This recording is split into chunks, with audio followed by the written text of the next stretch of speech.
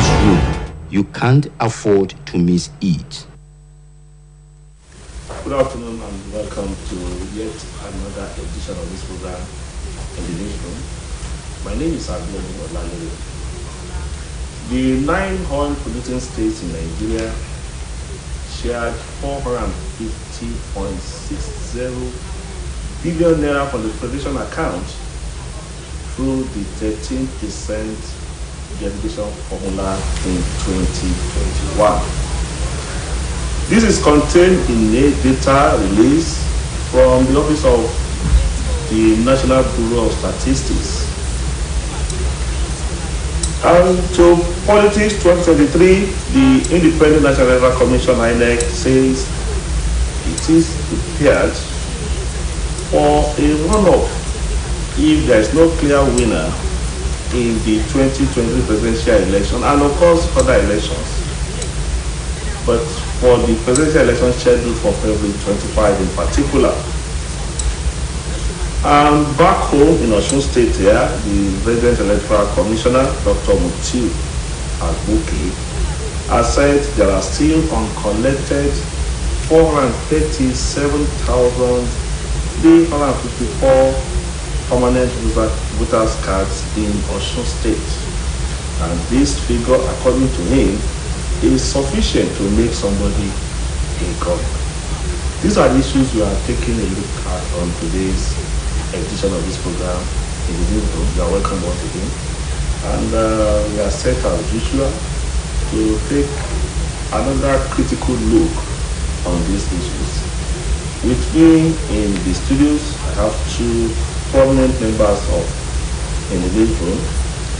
We are awaiting the arrival of the third one, another prominent member. So let me start by welcoming the great Alagola. Thank you for having me. Good afternoon, viewers, wherever you may be. We also have in the newsroom Kayode today. Thank you, Gentlemen. Viewers, good afternoon. Except that you are not on your permanent seat today. Oh yeah, there's need to occasionally to reshuffle. Meaning that nothing is permanent in this room. In life, nothing is permanent. Now, Mr. Alagola, let me start with you. Are you surprised that this amount, just in 1 year, 450.60 billion naira, went into the coffers of 9 states, 9 oil producing states in Nigeria, in just 1 year, last year, 2021?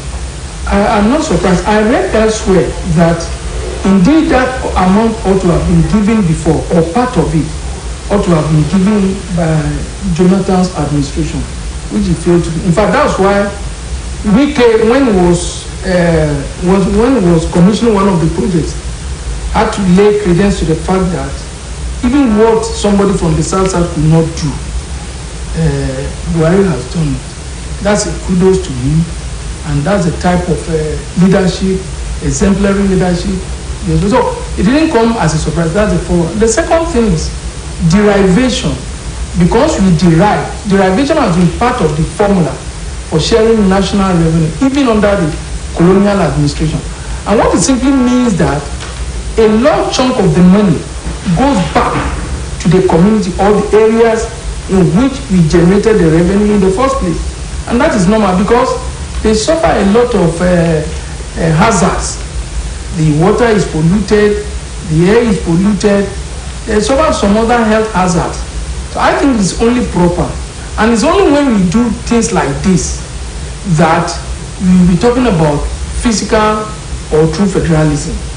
Now, because this will encourage people who have resources beneath the surface of the earth to do something to exploit it. And in fact, in real true federalism, what the state does, or what states do, is that they get the money, then there's a certain percentage they pay to the central post. The reverse is the case here. Now you take it to the federal post or federal allocation, then something is given back. So derivation is good, it's encouraging, except that in the past some leadership have mismanaged it. And we all still remember the case of James Ibori. The money that is, even besides it, there's another 3% under the new law that goes under the petroleum industry act. That go to the community directly. The host community. The host community. So I think it is proper. Look at what is happening in Osun now. The Jesa and the Ife. I think some part of Ife where the mine go. There are some damages these people suffer. So something should be given back. But whether it directly gets to the people or not is another thing. But I think it is proper that something should go back to such communities. So that will only be achieved by going through the law.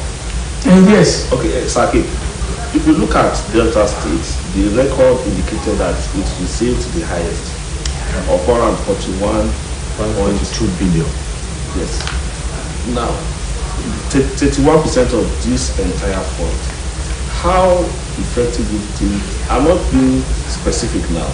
To what extent will you say these 9 governors are making use of these funds in achieving that people at the grassroots actually benefited from this? Well, I must confess that I have not been privileged to visit these oil producing areas. But the little we have been hearing from that place does not justify the huge amount being given to these oil producing states by way of infrastructural development. And you see, that is why we see some of their governors living flamboyant life, because they have enormous money to play with, unlike states that are not lucky to belong to the league of oil producing states. For a state to have collected 142 billion naira in 1 year, I think there should be something on ground to justify the collection of that amount. And I don't think we have that kind of picture. And in addition, there's a whole ministry assigned to overseeing affairs of this Niger Delta. That's the Minister of Niger Delta. They also have NDDC. This commission is also there. But the unfortunate thing is that activities of these agencies don't reflect in what we see.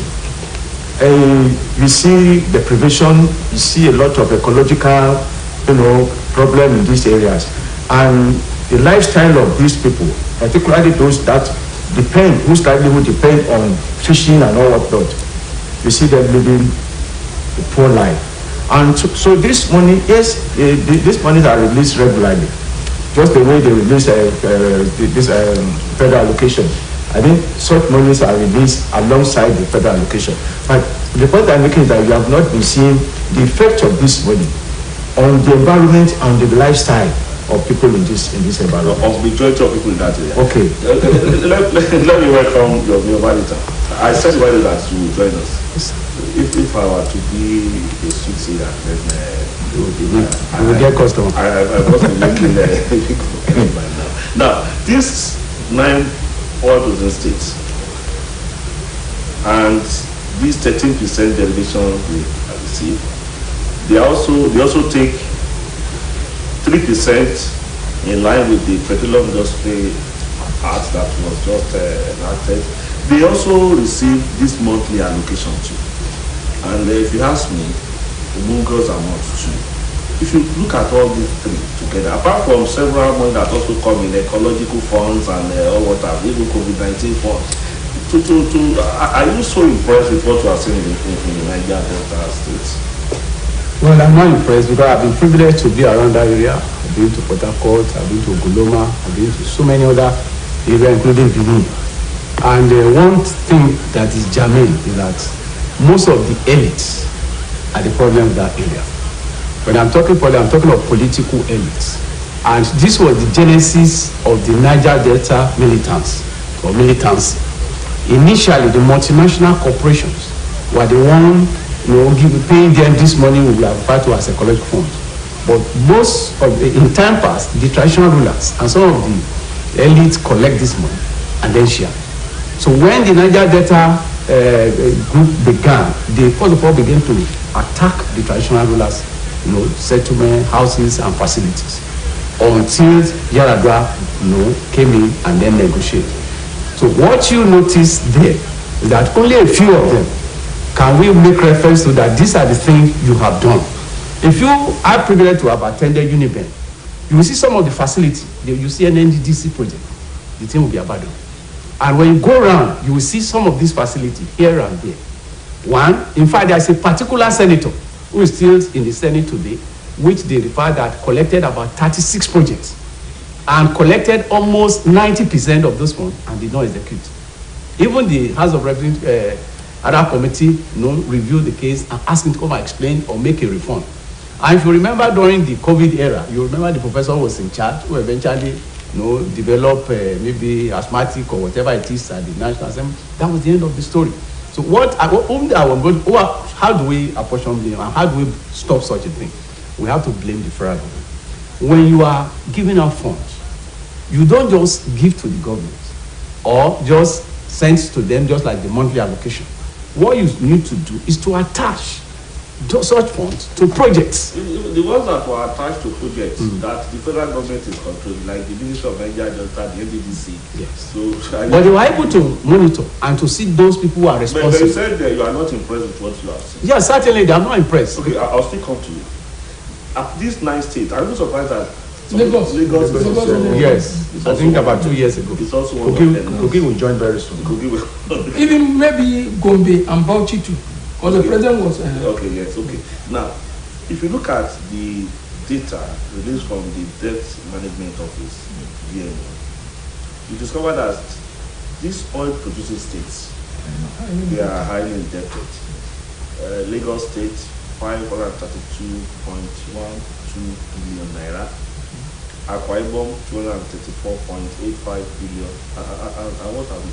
In spite of these huge resources, is it the more you are, or the richer you are, the indebtedness you incur? I don't know if that phase will be applicable here. No, you see, if you are rich and you want to get something, to borrow something, it's easier for people to give you under the pretense that you have the capacity to pay. So people to pay back. So people will naturally give you. That answers that question. But more fundamentally, I think, you see, we are only talking about the Niger Delta. Maybe because the largest did not go around. But if you ask me, there is a solution. And the solution is that, you see, this EFCC, this ICPC, they are doing a wonderful job. But if I have my way, the Ministry of Justice should be separated from the Attorney General, so that EFCC, ICPC, and others will now come directly under the Attorney General. Because the Minister of Justice is a politician, so he'll be part of the federal cabinet. Now, so all other things, look, the way money in Nigeria is not meant to be accounted for. They take it. Bayelsa was engulfed in flooding recently, and there was this who and cry over it. The money, if we did not know as at this time, they were crying that because the Minister of Humanitarian Affairs, Sadiq Umar Farouk, was saying that their case is not as bad as the girl, that almost turned into something else. But the important thing is, the money that is being given to them, how judicious have they been using it? So, what I'm saying in effect is that it is not only these people, even the monthly allocation given to states, how justifiable are they expending the money? So we need to do more. We need to, and until we have left everything in the hands of government, that we believe in our concept, maybe the borrowed concept, that the legislature should control the executive. Whatever they do in terms of expenditure, they have to approve, and then committees are there to review the. But we have seen that it is not working. Now, if it is not working, then it means that we have to find alternative. The alternative means is that the Attorney General, who will be different from that of the Minister of Justice, will now have under him ICPC, and they will be able to face the president.